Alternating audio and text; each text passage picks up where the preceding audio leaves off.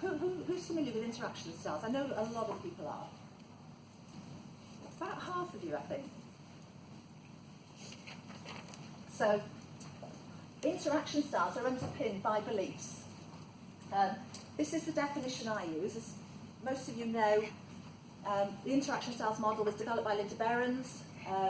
My definition is slightly different from Linda's, but basically, interaction styles are patterns of physical and verbal behaviour displayed when interacting with others, linked to underlying drives, beliefs, aims and talents.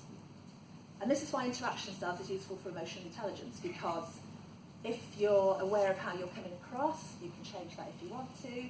If you pick up cues from other people's behaviour, from how they're coming across, you get some insight into their drives and beliefs, and can therefore adapt to respond appropriately. So I'm going to say a little bit about the core drives and beliefs of people in the 4 styles. On this slide, the lowercase are the names that Linda Behrens uses, the capitals are the names that I use. So I'll just run through them briefly. So chart the course navigator. Their drive, their energy if you like, their drive is to have a course of action. They want to have a plan, they want to know what's going to happen. And their underlying core belief is that it's worth the effort to think ahead and make a plan and think about, well, what could go wrong, what are all the risks and so on. The in-charge mobiliser, their core drive is to get action with results. Let's get things done. And they feel stressed if nothing's happening. And they believe it's worth the risk to go ahead and act or decide. It's worth doing something better than doing nothing.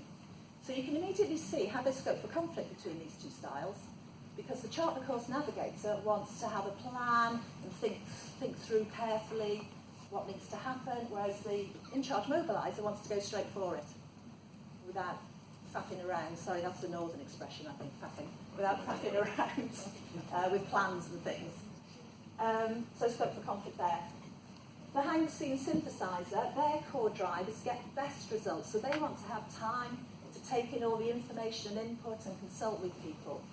And their underlying core belief is that it's worth the time it takes to reconcile all those inputs. But of course that does take time, and other people see them as delaying and procrastinating. And again, you can see scope for conflict between the different styles. And then my 4th style there, get things going energizer. Their core drive is for involvement. They want to involve people, they want to get people's buy-in. And their core belief is it's worth the energy to involve everyone.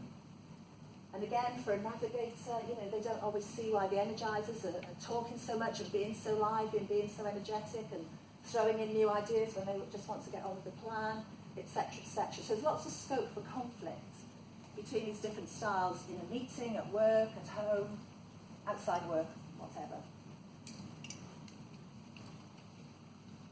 For those of you that aren't so familiar with interaction styles, this is just a mapping of type 2 interaction style. So you'll see the names of the styles, you see the MBTI types. The 2 at the top are the more introverted styles, the 2 at the bottom are the more extroverted styles. The 2 on the left are the styles that tend to have a more directing style of communication, and the 2 on the right are the 2 that have a more information-giving style of communication. I'm not going to say any more than that, I'm not going to explain any more than that now, but that's just that mapping. But you've already seen that on your tables, you've got the types on the back of your interaction style cards. Right. Are there any questions at the moment?